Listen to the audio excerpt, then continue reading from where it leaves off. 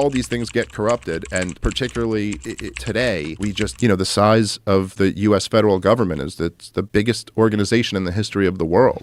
There's not even a close second. And it's got survival instincts. Yeah. It doesn't want to give up ground. It doesn't want to give up power. It wants to keep expanding. It wants more funding for its projects. It wants to hire more people to deal with something in an incompetent way. And it's not like the free market where, if it's incompetent, there's going to be a competitor that comes along and does a better job, and you're going to lose the market. No. If you look at the list of the richest counties in America, and they're I forget the exact numbers. It's all lobbyists. Well, it's 10 of the vast majority of them are right outside Washington, D.C. and right outside New York City. And so, what is that? Is that capitalism? Do you go to Washington, D.C. and you go, oh, there's more millionaires there than there are in any other part of the world in the suburbs around Washington, D.C.? Is that because there's great big factories and they're making so much stuff that everyone wants to buy? It's no, that's because our centralized federal government spends over $6 trillion a year. And where does that money go? It goes into all the people who are connected to government. And why is it outside of New York City? Is it because in New York City they have great big factories where they're making all the things that everyone wants? It's no. And that's not because of capitalism. That's because Richard Nixon took us off the gold standard, and now it's just this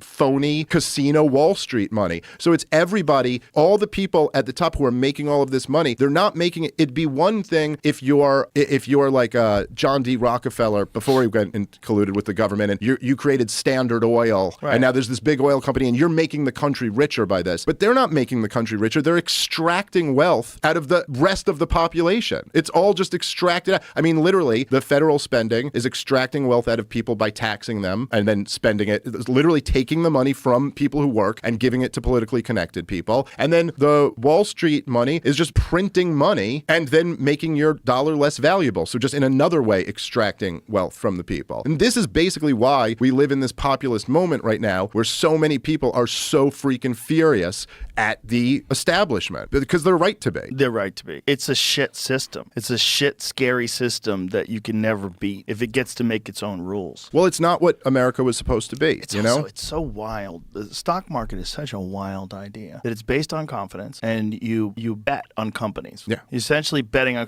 buying and selling, and you can wreck them and you can own them, and and there's people that just play that game. All they do is chase after businesses, short businesses. You could short a country. Yeah.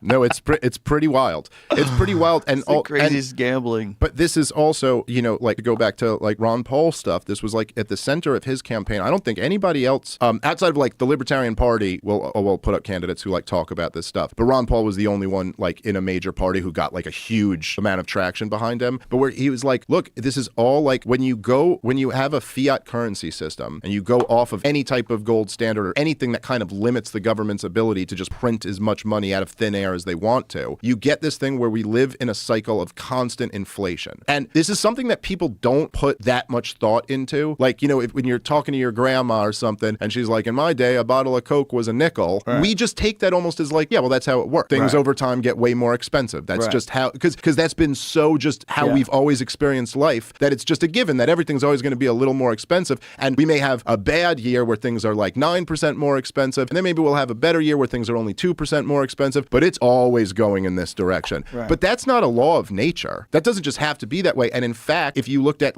from the year, say 1800 to the year 1900, somebody talking to their grandparents would have had the complete opposite thing. They would have been oh my God, it was so much more expensive when I was young, and now things are getting cheaper. And in fact, the natural tendency in a society that's developing, the natural pressure is for things to get cheaper. Because if you just think about it, right, you get more efficient at making them. You know what I'm saying? Right. You get more efficient at making them. You can make more things with less manpower. That would naturally put a downward pressure on prices. But because the government keeps printing money, the value of the money goes down. And so we live in this system where things get more and more expensive. But then when you have that, right, and then you have all types of government incentives on top of that, right? So it's okay, first of all, if you just hold your money, because this is what people used to do many generations ago, was the idea of just saving your money. Mm-hmm. You save it. But if you just save your money today, Joe, you're a sucker because of this system, right? If you just hold your dollars, you're just losing money actively. So you got to be chasing interest. In order to just not lose money, you have to be chasing an investment. You know what I mean? You have to be gambling on something. And so now, and then of course, there's also other tax incentives where you can kind of defer taxes if you invest in things. And so you're kind of pushed into,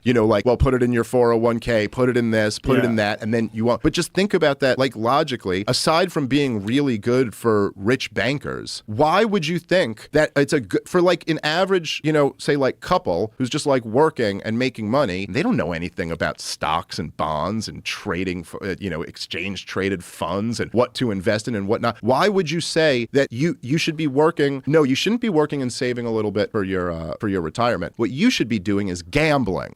You should always be gambling your money constantly. Isn't that sound financial advice? Gamble on something that you don't understand. Right, and you've done no research on. Yeah, trust someone who works on Wall Street. Do you remember that time about a year or so ago where banks started failing? Mm-hmm. Remember that? Remember how spooky that was? Yeah. Where banks started going under, and there was a real concern that it would cause a cascade effect. They were very, very concerned about that, yeah. And it didn't, but it got close, and we had never heard about that many banks. I mean, there was a savings and loan crisis. Remember when a bunch of those places went under? Yeah. I remember that. I found out about that because Vinny Pazienza, the boxer, lost a bunch of money in one of those. Oh, really? Yeah, I think his life earning. I think he lost a shitload of money. Like, quite a few people have lost a lot of money where banks go under. Yeah. Like, all of a sudden you lose everything. What? You don't have my money? Well, and There's of course, no money. in 2008, that was the big one, in 2008, and they really set a precedent there with that kind of too big to fail line of logic, where if that's true, that the banks are too big to fail, and then you bailed all of them out, and now they're bigger than they were then they're really too big to fail now, right? So it kind of perpetuates this idea that the banking system, and everybody kind of knows this, the banking system is built on a house of cards, and it could collapse at any moment, and if it does, the federal government's going to have to come rob you of your money to give to a bunch of bankers again.